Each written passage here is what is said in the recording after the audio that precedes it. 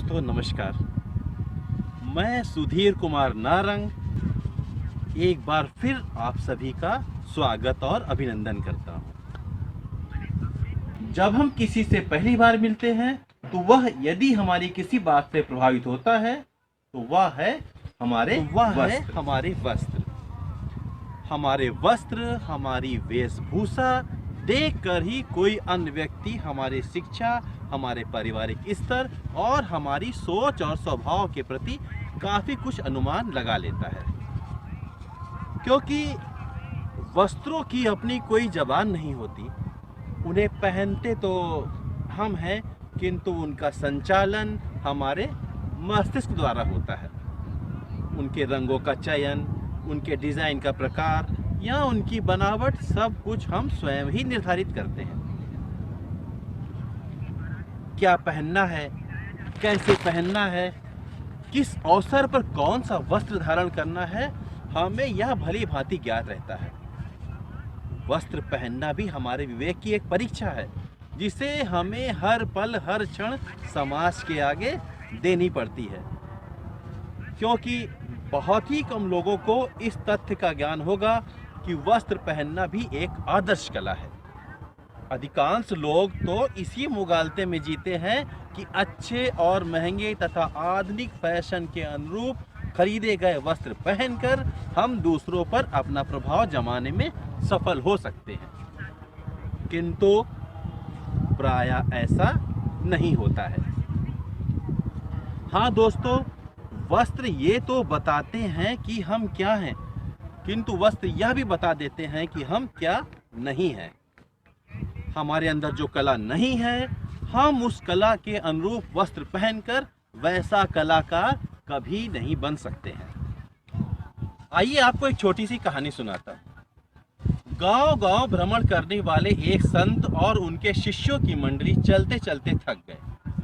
उनके पास वस्त्रों के अतिरिक्त और कुछ भी नहीं था। एक वस्त्र उन्होंने पहना था और दूसरा वस्त्र उनकी गठरी में था। जिस गांव में उन्हें जाना था वो पास ही था, किंतु तेज धूप और उमस के कारण उन्हें वो थोड़ी सी दूरी भी काफी असहज महसूस हो रही थी। उसी गांव की ओर एक धोबी अपने गधे और खच्चर पर राजमहल के कपड़े लेकर धोने जा रहा था। उसने संत को प्रणाम किया और उनकी गठरी लेकर अपने एक खच्चर पर रख दिया। संत ने उसका धन्यवाद दिया और उसने अपने गांव तक उनकी गठरी सही सलामत पहुंचाने का वचन लेकर वो आगे बढ़ गया। वह अपने पालतू पशुओं को लेकर तेजी से आगे बढ़ता जा रहा था और संत धीरे धीरे विश्राम करते हुए आ रहे थे। उसी रास्ते से राजा की सवारी निकली। खच्चर पर साधुओं के वस्त्र देखकर वह अपने रथ से नीचे उतरा और उसने उनको प्रणाम किया और उस गठरी में उनकी सहायतार्थ कुछ स्वर्ण मुद्राएं डाल दी। फिर क्या था, राजा को प्रणाम करते देख दूसरे लोग भी वैसा ही करने लगे और यह क्रम पूरे मार्ग में चलता रहा। जो भी साधु संतों की गठरी देखता उसे प्रणाम करता और उस पर कुछ न कुछ अर्पित कर देता। यह सब देखकर उस धोबी के मन में लालच आ गया कि जब साधु के कपड़ों पर इतना धन चढ़ाया जा रहा है तो यदि वह उन्हें धारण कर ले और कहीं निकल जाए तो सुबह से शाम तक उसे वैसे ही बहुत पैसे आ जाएंगे, फिर कोई काम करने की आवश्यकता ही नहीं है। उसने तुरंत गधे और खच्चरों को वहीं छोड़ दिया और गठरी उठाई, वस्त्र धारण किए और किसी दूसरे राज्य की ओर चल दिया जहां उसे कोई ना पहचानता हो। प्रथम दृष्टया उसे जो देखता प्रणाम करता, कुछ अर्पित करता और आगे बढ़ जाता। लोगों को अपने सामने झुकता देख उसे बहुत आनंद आ रहा था। धीरे धीरे उसमें इतना आत्मविश्वास जाग गया कि वह राजा से मिलने उसके महल की ओर चल दिया। द्वारपालों ने भी उसकी वेशभूषा का सम्मान करते हुए उसे महल की ओर जाने से नहीं रोका और राजा को उसके आगमन की सूचना दी। राजा ने उसे अतिथि गृह में ठहरने की व्यवस्था कर दी और अगली सुबह राज दरबार में उसे बुला भेजा। उसने सोचा कि राज दरबार में भी उसे राजा उसकी वेशभूषा के अनुरूप खूब सारा धन प्रदान करेगा। अतः वह रात भर धनवान होने के सपने देखता रहा और शेष जीवन को आनंद पूर्वक व्यतीत करने की कल्पना करता रहा। जब वह राज दरबार लाया गया तो राजा ने उससे अपनी धर्म ज्ञान संबंधी जिज्ञासा को शांत करने के लिए कुछ प्रश्न किए। राजा तार्किक दृष्टिकोण वाला था और प्रश्नों को घुमा फिरा कर पूछा करता था। उसने उससे पूछा कि धर्म की उत्पत्ति कैसे हुई। इस पर उस छद्म धोबी ने अति आत्मविश्वास के कारण तपाक से जवाब दिया कि राजा, यह भी कोई पूछने की बात है। धर्म तो हमारे पड़ोसी का नाम है और वह भी वैसे ही उत्पन्न हुआ है, वह भी वैसे ही अपनी मां के गर्भ से उत्पन्न हुआ है जैसे हम और आप उत्पन्न हुए हैं। पूछना है तो कुछ और पूछो, जैसे कि कपड़े कैसे धोए जाते हैं, कहां पर सुखाए जाते हैं, कैसे उन्हें इस्त्री किया जाता है। उसका इतना ही बताना था कि राजा को उसकी सच्चाई पता चल गई और उसने उसे कारावास में डाल दिया। तो देखा दोस्तों, केवल वस्त्र पहनने से हम वैसा नहीं बन जाते जैसा कि हमारे अंदर ज्ञान नहीं है। हम जिस प्रकार का वस्त्र पहनते हैं, संसार हमसे उसी प्रकार की अपेक्षाएं भी करने लगता है। हमें पुरस्कार या दंड तो तभी मिलता है जब उसे हमारी वास्तविकता का ज्ञान होता है। अपने लिए वस्त्रों का चयन करते समय हमें काफी सजग रहना पड़ता है। हम कोई भी हों, किसी भी व्यवसाय या पेशे से जुड़े हों, यदि हमारे वस्त्र हमारे व्यवसाय या पेशे के अनुरूप हैं तो संसार हमें स्वयं ही पहचान लेता है। हमारी भाव भंगिमा, हमारा चेहरा उसमें अतिरिक्त विशेषताओं को जोड़ देते हैं। आइए जाने वस्त्र विज्ञान संबंधी कुछ बातें जिनका हमें ज्ञान है तो हम अपने व्यक्तित्व में कुछ अतिरिक्त विशेषताओं को जोड़कर उसे और भी सशक्त बना सकते हैं। यह आवश्यक नहीं कि वस्त्र महंगे हों या ब्रांडेड हों, वो कैसे भी हों, पर उन्हें स्वच्छ और दुर्गंध रहित होना चाहिए। कम पानी और अधिक नमक का सेवन करने वाले व्यक्तियों का पसीना काफी महकता है। अतः हमें स्वयं से ही यह निरीक्षण करना चाहिए कि कहीं उनमें से दुर्गंध तो नहीं आ रही है। यदि ऐसा है तो कोई हमारे पास ठहरना नहीं चाहेगा। बात करने की तो बात ही क्या करें। अतः स्वयं का और स्वयं के वस्त्रों की स्वच्छता का ध्यान हमारी प्राथमिक जिम्मेदारी है।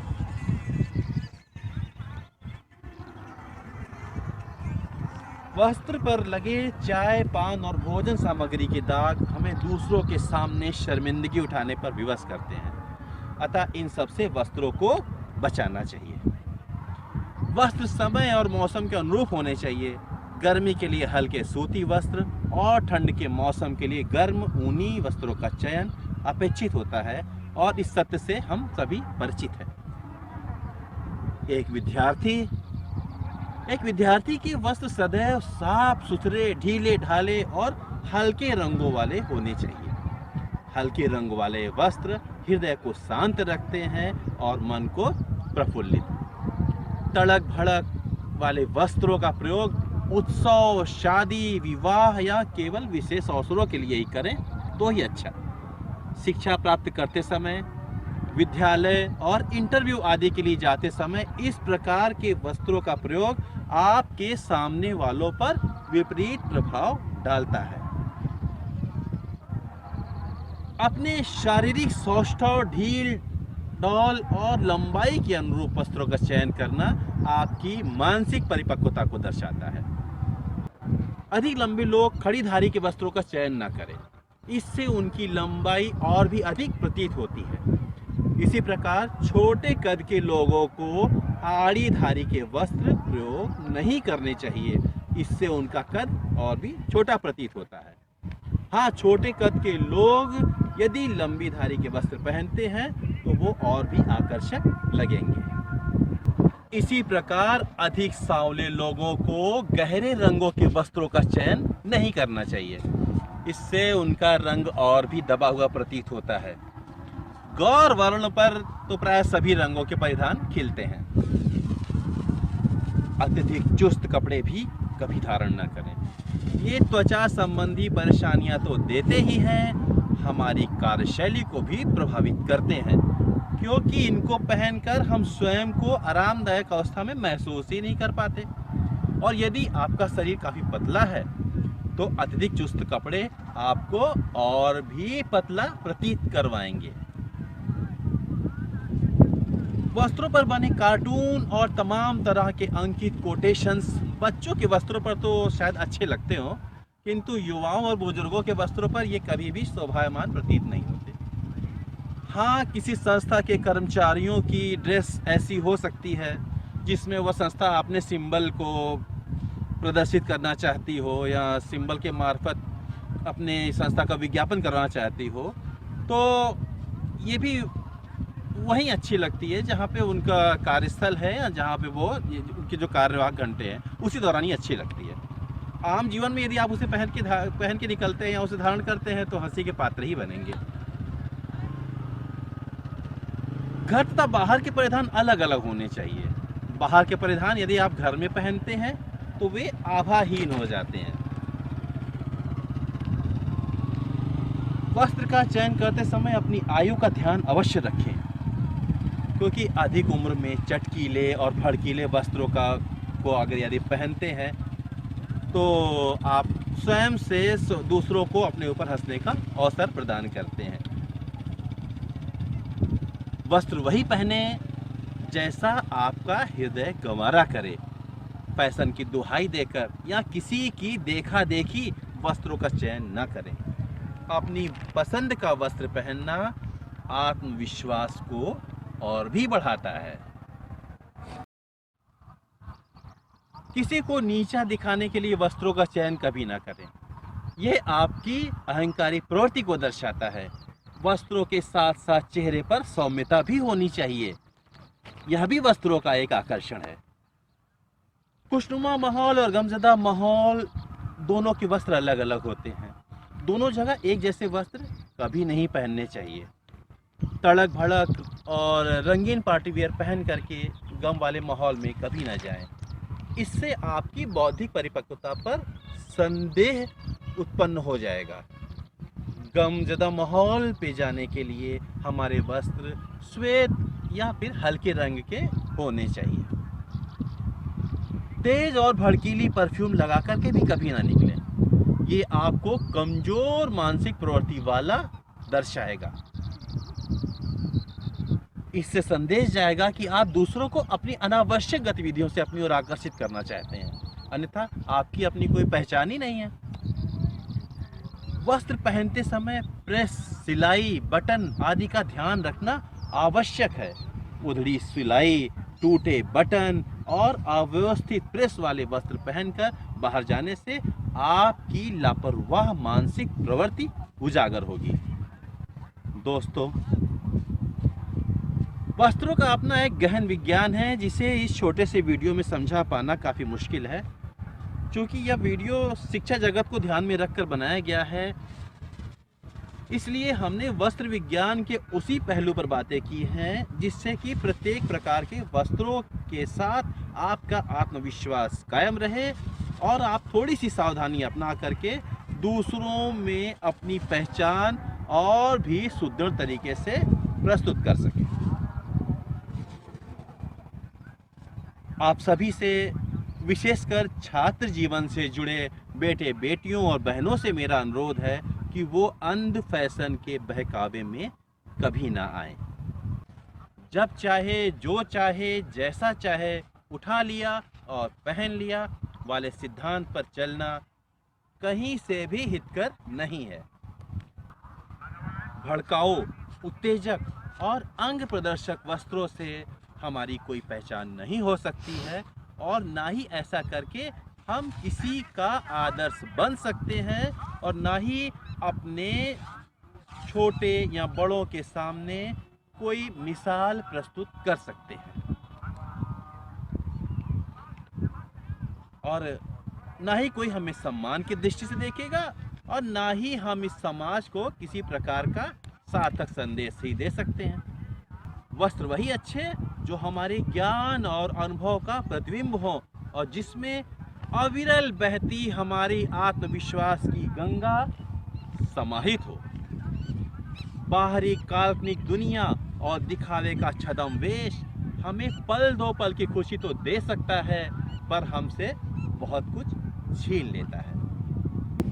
इन्हीं शब्दों के साथ मैं इस वीडियो की समाप्ति की आज्ञा चाहता हूं और आशा करता हूं कि आप इस वीडियो से प्रेरणा लेकर के अपने वस्त्रों को अपने आदर्शों से जोड़ने का प्रयास अवश्य करेंगे और उन्हीं वस्त्रों को धारण करेंगे जिनसे आप में आत्मविश्वास का संचार बना रहे। वस्त्र महंगे हों आवश्यक नहीं है, आवश्यक है कि वो हमारे व्यक्तित्व को और भी आकर्षक ढंग से प्रस्तुत करें और समाज में हमारी पहचान एक विवेकशील प्राणी के रूप में ही करवाएं। दोस्तों, यदि आपको यह प्रयास अच्छा लगा तो हमें कमेंट बॉक्स में जरूर लिखिएगा और अपने संगी साथियों तक इस वीडियो को अवश्य पहुंचाइएगा। हमें आपकी प्रतिक्रिया की प्रतीक्षा रहेगी। नमस्कार, जय हिंद, जय भारत, वंदे मातरम।